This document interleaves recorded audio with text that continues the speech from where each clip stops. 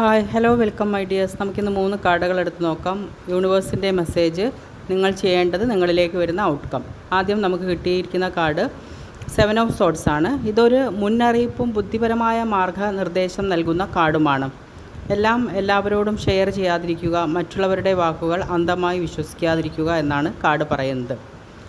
നിങ്ങൾ ചെയ്യേണ്ടത് ചോദിച്ചപ്പോൾ 5 ഓഫ് സോഡ്സ് ആണ് ലഭിച്ചിരിക്കുന്നത്. അതായത് എല്ലായിടത്തും നമ്മൾ ജയിക്കണം എന്നില്ല, ചില കാര്യങ്ങളിൽ നിന്ന് മാറി നിൽക്കുന്നതാണ് യഥാർത്ഥ വിജയം.